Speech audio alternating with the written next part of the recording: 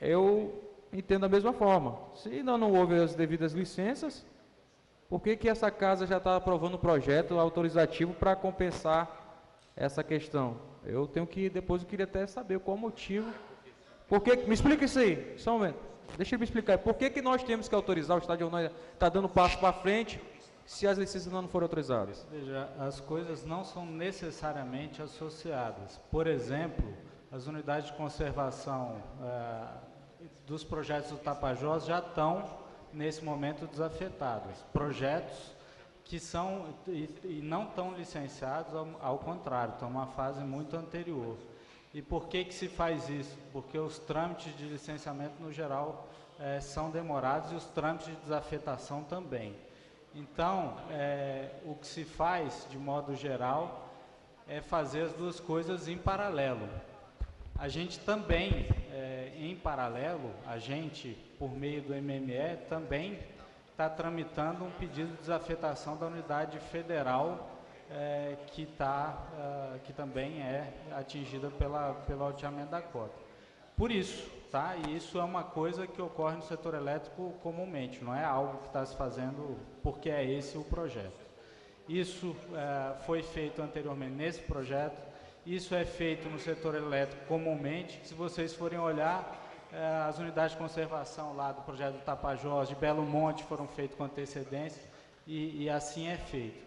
E uma vez que uma unidade de conservação, no caso aqui a estadual, ela é desafetada, ela pode ser retornada à unidade de conservação, se o projeto não for aprovado, até por uma portaria da SEDAM, tá? Então, isso é feito, é prática no setor elétrico, fazer isso em paralelo por causa dos tempos que isso demora. Então, pode haver isso. O senhor quer falar? José Milton. Esse senhor da camisa rosa aí, o senhor da SEDAM, se eu não me engano, parece que o nome dele é Salles. É Salles. Senhor Salles, eu quero perguntar para o senhor, por que que o senhor colocou a SEDAM dentro do Joana d'Arc, na linha 17 e na 15, quando você não tinha colocado a SEDAM lá, os dois colégios que é do governo federal, não tinha um ventilador para aquelas crianças estudar. E hoje, eu acho que foi o senhor, porque o senhor é da SEDAM, não é eu que trabalho na SEDAM, não. Hoje tem a polícia ambiental lá dentro daquele Joana d'Arc, na 15, nas agrovilas, usando o colégio do governo federal, com central de ar-condicionado, todo forradinho, todo mundo na belezura. Quer que o senhor me explique isso? Quando as crianças moravam lá no Carapanã, que eu ajudei a tirar mais da metade, que eu sou da liderança lá dentro, não tinha nem ventilador. E por que que hoje a SEDAM colocou ar-condicionado naquelas entidades do governo federal para a polícia lá tomar até o machado que a gente anda para derrubar um pau? O que é que o senhor me explica isso aí? Por gentileza. Não entendi nada. José Milton de Farias, conhecido por Bigode, da linha 17. E o senhor me convencer, está tudo bem. Governo federal, que a SEDAM, duas escolas, a SEDAM hoje ocupa, coloca ar-condicionado e utiliza aquele espaço para fiscalização na defesa da área lá de conservação, é isso? Salles, pode falar sobre isso?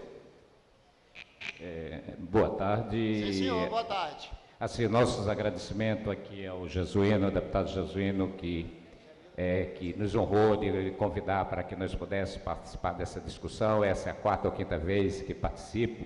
E a gente tem acompanhado, é uma situação que precisamos chegar a um final.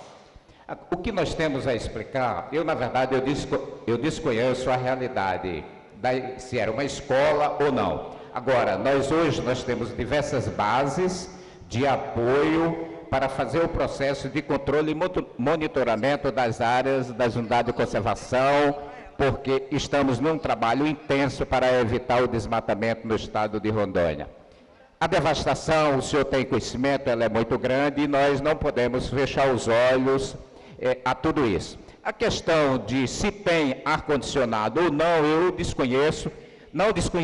Desconheço a realidade do passado e também desconheço a realidade do presente. Agora, nós temos diversas equipes em campos trabalhando em defesa das causas ambientais. Esse é o nosso papel, a nossa obrigação e vamos cumprir com o nosso trabalho e nossas atividades. Isso aí nós não podemos abrir mão. Sim, o senhor não pode abrir mão. Mas me diga uma coisa.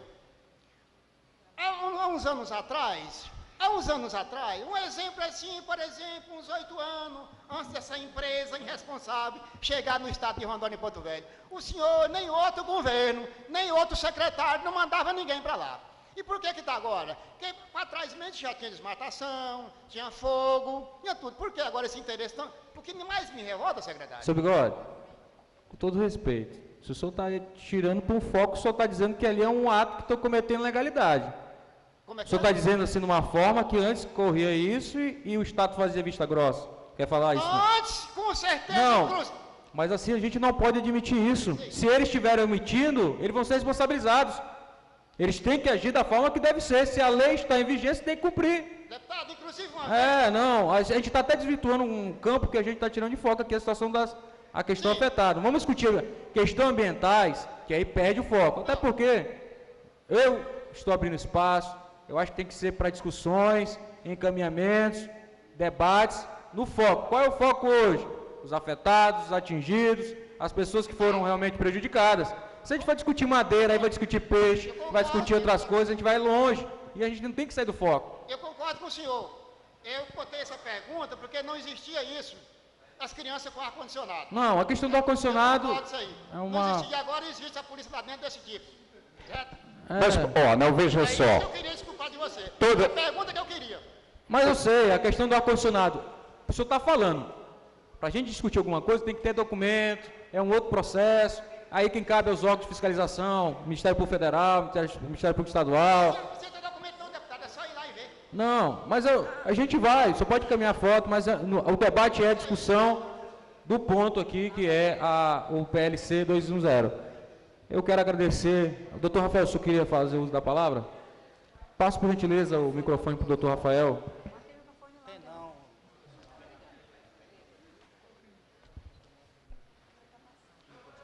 A todos os presentes. Na verdade, eu só queria fazer um apelo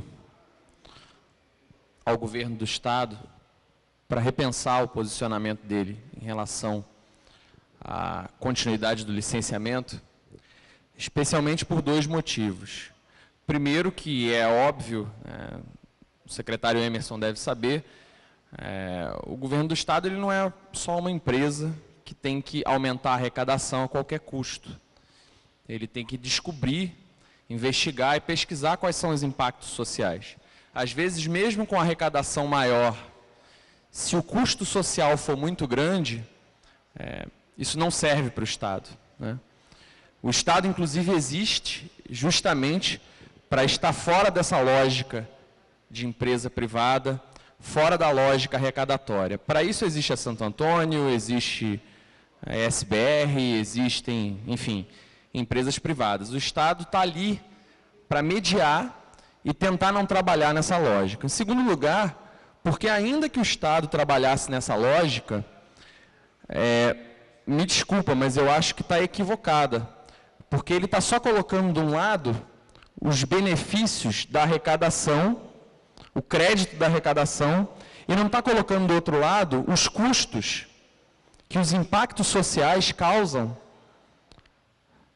na estrutura do Estado, porque o impacto social demanda maior vigilância, se for em termos de policiamento, quando aumenta a criminalidade, porque o maior número de pessoas na concentração urbana, por causa de um determinado evento, piora as condições de vida, a população de rua piora as condições de vida, pessoas impactadas e que fazem o fluxo migratório da região rural para a região urbana, causam um impacto, pessoas que demandam serviços sociais, médicos, hospitalares, assistências sociais, eles causam um impacto orçamentário financeiro.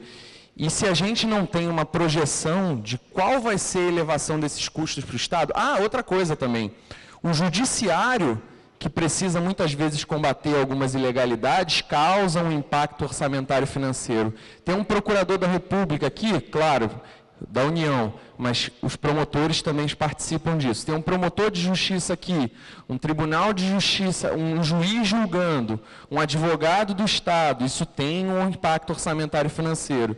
Tem um impacto orçamentário financeiro nos técnicos que tem que contratar para julgar essas causas. Então, tudo isso é impacto orçamentário financeiro no Estado. É claro que a arrecadação imediatamente aumenta, mas a gente tem todo um custo por trás disso, que não necessariamente vai justificar, vai garantir e vai ser suficiente para o Estado. Eu aposto, não tenho os cálculos, óbvio, nunca fiz a projeção, mas eu aposto que, passado esse ciclo, como bem frisou o representante das comunidades, a conta vai ser maior do que o benefício que o Estado eventualmente possa ganhar.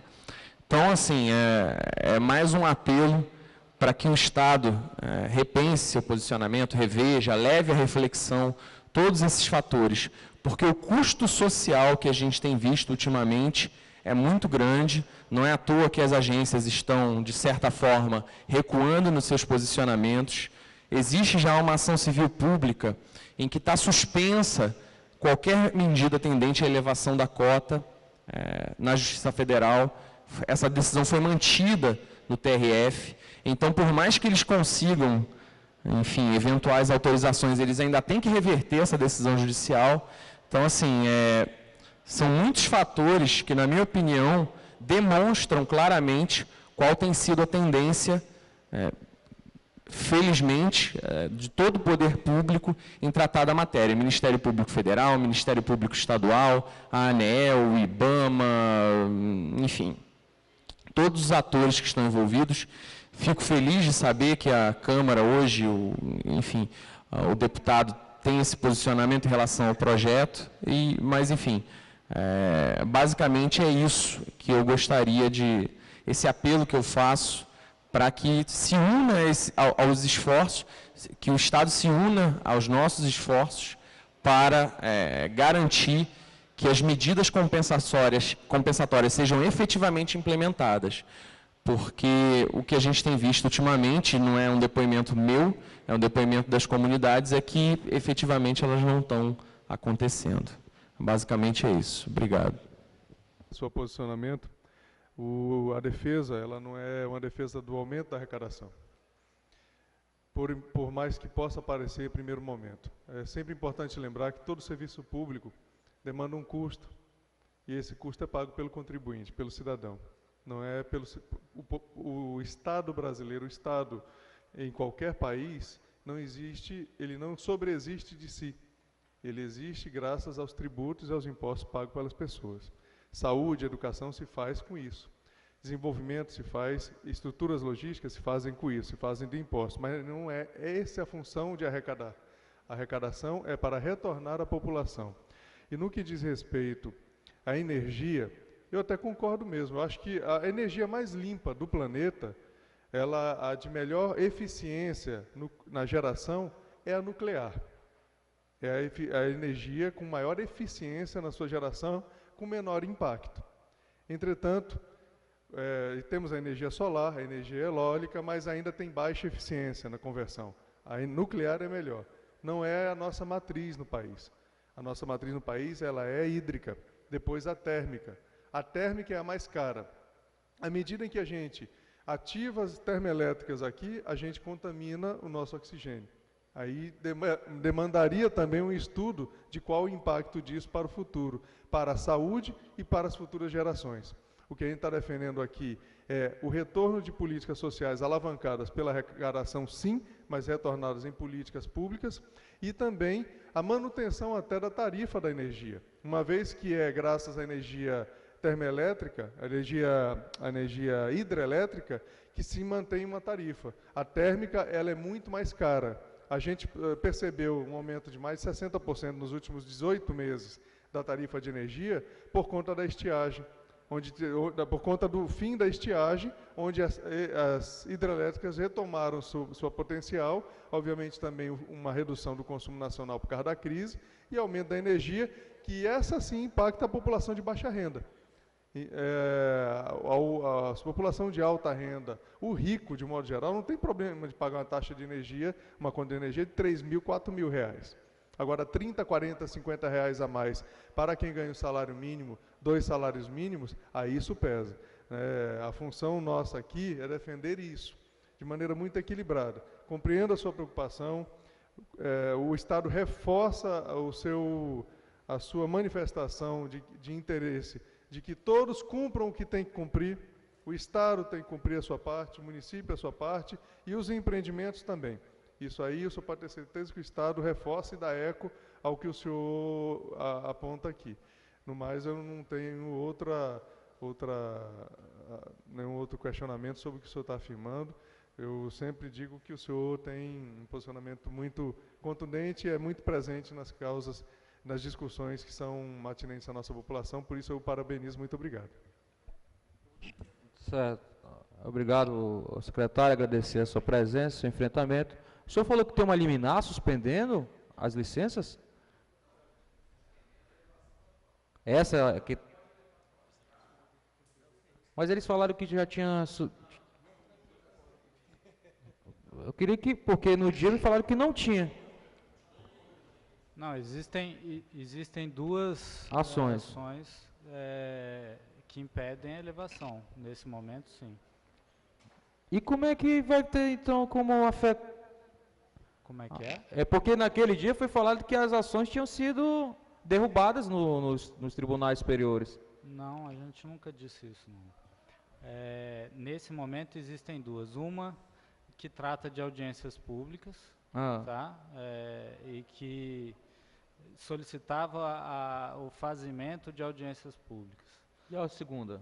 A segunda é a suspensão e que o IBAMA se abstivesse de fazer e de permitir o alteamento da cota até que a gente atendesse aos pareceres, a alguns pareceres que o IBAMA tinha emitido sobre o alteamento, tá? Doutor, gentileza, manda isso para mim essa ação, encaminhar para a juntada no processo. Aí o senhor que trabalha na assessoria do deputado Adelino, para mim, o processo está arquivado mais ainda aqui. Não tem mais que discutir a elevação de cota com uma liminar. Eu pergunto para qualquer jurista que está aqui, qualquer operador do direito, como é que nós iremos aprovar um projeto de lei que discute afetação se tem uma liminar suspendendo autorizativa? Então não sabia, doutor, não sabia. A informação que nós tínhamos é que eles haviam derrubado, inclusive eu tive um manifesto aqui, até uma crítica ao judiciário, porque qual motivo autorizou ainda que aumentasse a cota. Então não tem que discutir, não tem que ter reunião de nada. Se vocês quiserem fazer essa comissão, Santo Antônio que corre atrás para resolver. A comissão é fora do projeto de lei. A comissão vai solucionar os problemas dos atingidos. A comissão é paralela a isso. Para além disso. Entendi. Por mim, vocês arquivam o projeto, colocam no arquivo da Assembleia e nós começa a discutir o problema dos atingidos, que é maior do que o projeto de lei. Não, o projeto de lei, vocês estão tendo oportunidade também, você tem a certeza disso, porque o projeto está aqui. A coisa só está sendo em voga por conta disso, porque senão ele nem vinha sentar. Então, em havendo a juntada, doutor Rafael, o senhor manda aqui para a gente, tá? Eu peço até que a assessoria do deputado Adelino já está ouvindo, está a chefe de gabinete dele, está o assessor dele. Sim. Aí vocês podem encaminhar um ofício, que o deputado Adelino é o relator, encaminha um ofício para o doutor Rafael, e aí ele encaminha de forma oficial esses documentos aí para a gente, certo? Então, gente, a coisa eu acho que tomou um outro rumo pior ainda, porque como é que vai discutir isso? Como é que vai debater isso aqui, se tem uma liminar suspendendo o efeito do aumento? Então, após, aí eu vou levar essa informação ao presidente, vou levar ao Estado, do outro procurador do Estado também, que SEDAM... Eu queria, Salles, aí eu vou exercer o papel da Assembleia Legislativa. Aí o deputado vai ter que exercer sua situação. Por qual motivo que a SEDAM não se ateve a encaminhar um projeto de lei, não viu essa situação em desafetar uma área que autorizava a questão da elevação da cota? Não foi visto isso para a assessoria, não? Que existia uma liminar bloqueando isso? Deputado. Não tinha isso? Os senhores fizeram análise, não? A assessoria técnica não foi feita? Deputado. O Salles falou... Mais falar. uma vez, a autorização ou a desafetação dessas unidades de conservação não autoriza a elevação da cota. Então, as duas coisas Mas o que por qual, não esse projeto, são- a sua essência, é o que vocês querem? não são dependentes. Sim, mas não por são que vocês querem que nós autorizamos aqui? O procurador pode explicar. Boa tarde a todos. Gostaria de cumprimentar o excelentíssimo senhor deputado Jesuíno e todos os presentes. Estou aqui a pedido, por designação do Procurador-Geral do Estado. Na verdade, o que deve ser bem pontuado é que existem duas situações bem distintas aqui. De um lado, há o licenciamento do IBAMA. O IBAMA é o órgão que está licenciando, é ele que vai autorizar ou não a elevação dessa cota. Não é o Estado, não é a SEDAM. E se há um liminar, isso está sendo discutido judicialmente e não se sabe se essa liminar vai ser mantida ou se vai cair. Em todo caso, esse é um ponto que diz respeito unicamente ao IBAMA. A questão das condicionantes, a questão até das compensações, isso tudo é do órgão licenciador, que é o IBAMA. Na parte do Estado de Rondônia, é que há essa notícia de que a elevação dessa cota pode atingir um percentual, ainda que mínimo, de aproximadamente 1,5% de 4 unidades de conservação estaduais. Então, o procedimento, nesse caso, que é independentemente do licenciamento, uma vez aprovado esse projeto, não quer dizer que a Santo Antônio está autorizada. O IBAMA tem que dar esse aval, tem que permitir isso. Esse projeto apenas afasta essa questão envolvendo as unidades de conservação. Há uma exigência constitucional, se a gente for na Constituição Federal, artigo 225, parágrafo 1º, inciso 3, ele vai falar disso, que para desafetar a unidade de conservação é necessário uma lei. Estou falando aqui unicamente no campo estritamente jurídico, os procedimentos jurídicos precisam ser adotados. Precisa de uma lei. E nas normas estaduais, lei do zoneamento, diz que essa lei tem que ser uma lei complementar, por isso que é um projeto de lei complementar. E se formos mais além, nós temos uma outra lei estadual, que é a do Sistema Estadual de Unidades de Conservação, que é a lei do SEUC, que estabelece que são necessários uma lei específica e estudos. Esses estudos foram apresentados, o processo foi até encaminhado para a Assembleia Legislativa. Então, sobre o ponto estritamente jurídico, deixo muito claro, e técnico, porque há um estudo a respeito disso, é possível, e deixo mais uma vez claro, afastando as discussões de caráter político, apenas do campo estritamente jurídico, é possível, sim, a propositura, e tanto que esse projeto foi proposto para a Assembleia Legislativa, para a deliberação dos nossos deputados. Então, uma coisa não está necessariamente relacionada com a outra. Então, o fato de desafetar não quer dizer que a Santo Antônio será imediatamente, ou esse projeto de lei irá autorizar Santo Antônio a fazer isso. Somente esse esclarecimento gostaria de deixar. Sim, mas eu entendi, doutor Rafael. Deixa o microfone lá com o doutor Rafael lá. Pode deixar lá com ele. A gente sabe que hoje a SEDAM tem uma grande dificuldade de manter a integridade das unidades de conservação estaduais, né? Imagina se desafeta essas áreas dessas unidades e depois de 1, 2 anos você não tem aprovação do licenciamento ambiental do IBAMA. O que vai acontecer? O aumento do lago da Santo Antônio, ela diminui a geração de giral. A Agência Nacional de Energia Elétrica, ela tem que fazer os leilões de energia e ela tem que leiloar uma energia certa e determinada.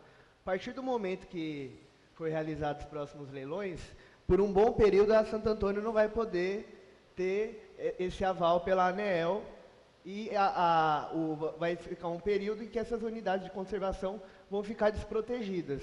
Será que o governo do estado ele tem a capacidade de garantir a integridade dessas unidades de conservação? Porque hoje a gente sabe, por exemplo, como está a situação da Resex Jaci-Paraná, que inclusive eu acho que nenhum morador de lá está aqui, né? Se tiver a desafetação dessas áreas, pessoas entrarem nessas reservas, começar a ter extração de madeira, o Estado, ele realmente se acha capaz de reverter essa situação só porque tem uma previsão legal de uma portaria da SEDAM? A existência da previsão de que a SEDAM pode fazer essa portaria não garante o fato de que essas unidades vão voltar a ser o que era. Porque vocês mesmo estão dizendo, vocês vão desafetar as unidades e nada garante que vai ter um aumento do lago. Então, por que vocês querem tanto desafetar essas áreas de reserva agora? Isso não é uma irresponsabilidade enorme? Só a tese da Procuradoria, eu discordo.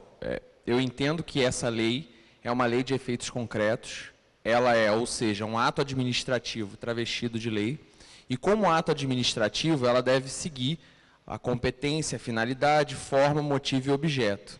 Eu acho que a finalidade, ou você pode localizar isso no motivo ou na finalidade desse ato administrativo, essa lei de efeitos concretos, que seria esse ato administrativo travestido de lei, vai estar contaminada se não houver a aprovação do projeto. Então, enquanto estiver suspensa a elevação do reservatório, eu enxergo, pelo menos na motivação e na finalidade do ato administrativo, um vício, porque você vai autorizar para uma coisa que você nem sabe se que sequer pode acontecer ainda, né? Que juridicamente falando nem é possível acontecer. Então, no meu entendimento, juridicamente falando, há uma prejudicialidade sim, mas, enfim, é uma tese jurídica. Segue aqui entender mais. A questão da desafetação, que fique bem claro,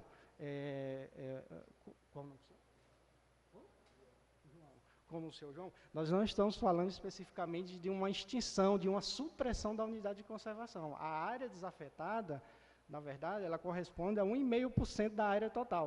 Então, é uma área de percentual bem limitado.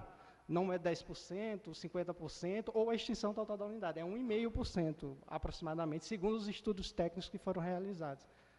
Mais ou menos, só para esclarecer esse ponto. Não, se fosse 0,1%, era uma supressão.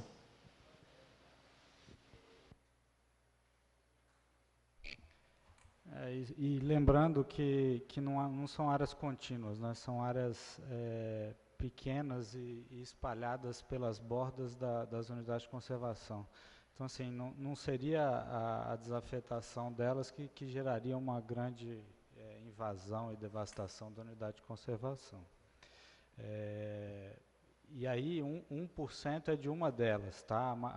As outras, porque são 3 unidades de conservação estaduais, tem uma porcentagem ainda menor e mais espalhada a afetação. Eu já entendi, porque se a gente for ficar discutindo a tese jurídica, no meu ver, não tem motivo antes de ter uma medida autorizativa. Isso é fato. Independente se são coisas totalmente de uma coisa que vocês argumentam, que são independentes, né? A questão, não pode a Assembleia hoje autorizar qualquer desafetação se existe uma liminar falando, olha, não pode elevar as cotas. E qual é a motivação para esse projeto tramitar nessa casa? É compensar as áreas que serão elevadas. Ou eu estou errado? Não é isso? A essência não é isso? Então, por que a gente está discutindo esse projeto ainda, que nem foi ainda está numa fase tão precária, porque primeiro deve derrubar uma liminar do ACP. Derrubou a liminar, tem que ter a situação da autorização do IBAMA. Aí começa uma discussão, olha, o IBAMA vai autorizar se tivesse devidas compensações. Aí já é um outro cenário. Mas enquanto houver um obstáculo, que é o judiciário se manifestando aqui, ó, que é eles que são os detentores, de ter a última palavra, que é o judiciário, falando, olha, não pode, e vocês não conseguirem, aí eu falo os advogados de Santo Antônio, manusear os devidos recursos, ou conseguir derrubar essa liminar, meus amigos, a Assembleia não tem que estar se metendo nisso aqui, não. Não tem que estar discutindo isso aqui, não. E aí, doutor procurador, eu já me dou mais tranquilo ainda. Não é nem uma questão de picuinha, é questão de legalidade. É questão mesmo da gente agir aqui de forma consciente. Não vai ser, esse processo pode ficar até sobrestado. Aí, se for parecer do deputado ali na CCJ, que ele fique sobrestado até que haja, pode ser até o senhor quer falar? Manifesta aqui. Eu queria falar só um minutinho, eu não queria nem adiantar o parecer que já está concluído, mas aqui o final do parecer, esta Casa de Leis não pode aprovar esse projeto, o mesmo tem que ser suspenso até total regularização do passivo social a independente das usinas, com os ribeirinhos atingidos e Jaci-Paraná. E para isso, o ideal seria que se formasse uma comissão para levantar esse passivo, comissão essa que teria que ser composta, como sugestão, Assembleia, Estado, SEDAM, MPE, MPF, IBAMA, SAI, Geral, MAB, UNI, etc. e outras instituições que já atuam nessa questão. Após este levantamento e liquidação deste passivo, voltaria a se discutir esse projeto, incluindo então a questão da indenização ao Estado pelas suas áreas a serem desafetadas, as compensações sociais e, novamente, a indenização aos ribeirinhos de Jaci-Paraná a ser atingidos pela elevação dos 80 centímetros. Aí com acréscimo agora que as liminares, dessa liminar que suspende, ainda tem isso agora. Na época tinha apenas uma orientação, que a doutora Aide diz aqui, ó, o MPE oficializou ao relator deste projeto que seria prudente e razoável que esta Casa de Leis aguardasse a decisão da Justiça Federal sobre as duas ações civis públicas, hoje conclusa para a sentença, mas ainda não sentenciada. Agora já está sentenciado, mas na época nem sentenciado. Não, tem uma liminar, né? E essa liminar, duas liminares, né? Duas liminares que suspendem o efeito. Então era bom o senhor no voto. Para mim já não tem que discutir esse projeto mais não, gente. Para mim não vai ter mais audiência. Aí se quiserem fazer audiência do IBAMA, é com o IBAMA que vai fazer essas audiências. Mas essa casa, se outro deputado quiser pegar, puxar uma audiência para discutir, eu não sei mais o que. O projeto 102 hoje encontra-se prejudicado enquanto não tiver as devidas liminares, no caso de estou falando nesse aspecto, bem como é a situação que o senhor colocou aí. Então, cabe a Santo Antônio agora, eu vou dar uma opinião. Eu, se fosse Santo Antônio, acataria essa questão dessa formação dessa comissão urgentemente, junto com os órgãos, junto com os poderes aí, para que haja os devidos encaminhamentos. Agora, enquanto o projeto, esse projeto hoje encontra-se prejudicado, aguardando, eu já vou colocar o requerimento agora, vai ser lido na próxima terça-feira, que seja encaminhado por parte da Justiça Federal a devida liminar, e bem como esta casa se obstrua a aprovar o projeto enquanto não tiver a reversão, ou seja, as duas liminares caírem. Entendeu? Não vou nem entrar em decisão de mérito, eu vou falar só das liminares, que está suspensa a situação da elevação das cotas. Então é isso que o povo tem que saber, isso que aí eu quero que seja divulgado através das nossas mídias, para todo mundo fazer aquela propaganda bonita, que quer aumentar a cota, mas tem duas liminares suspendendo, uma liminar suspendendo. E uma situação depende sim da outra. Essa tese, eu consigo essa corrente, eu sigo esse entendimento.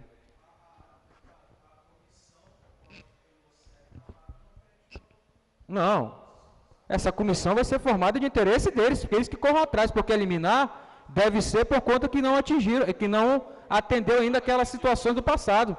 É por isso que eu acho que conseguiram eliminar, que a Procuradoria, no caso o Ministério Público Federal, conseguiu essas liminares, deve ser por conta disso. Porque não atingiram, não atenderam as demandas, não liquidou os passivos, não é isso? É mais ou menos nessa corrente aí que ele foi falado. Deputado, respeitando a decisão soberana dos senhores, e me parece que o parecer já está pronto, quer dizer, a gente pouco tem a acrescentar, e também respeitando o posicionamento do Dr. Rafael, em adotando essa postura, né, a maior parte das desafetações de unidade de conservação no país, né, e que estão em vigor, foram feitas de modo inadequado e com esse vício, porque... com liminares? Não com liminares, mas foram feitas antes das autorizações, antes que houvessem as licenças totalmente resolvidas. Né? Não entendi, é como...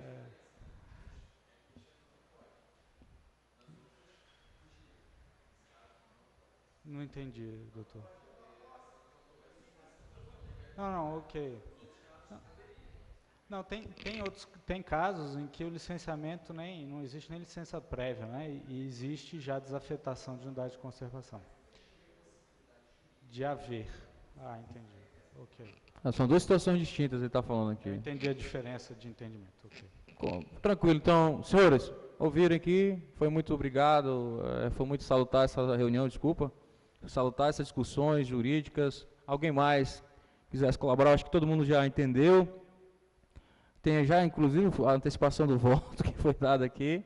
Antecipou o voto. O voto do presidente, do relator, vai ser seguido pelos demais membros com essa questão que foi agora apresentada pelo Dr. Rafael, dessas liminares. E acredito agora que esse tema vai ser superado. Isso aqui não tem mais a ser discutido, não. O projeto vai ficar parado.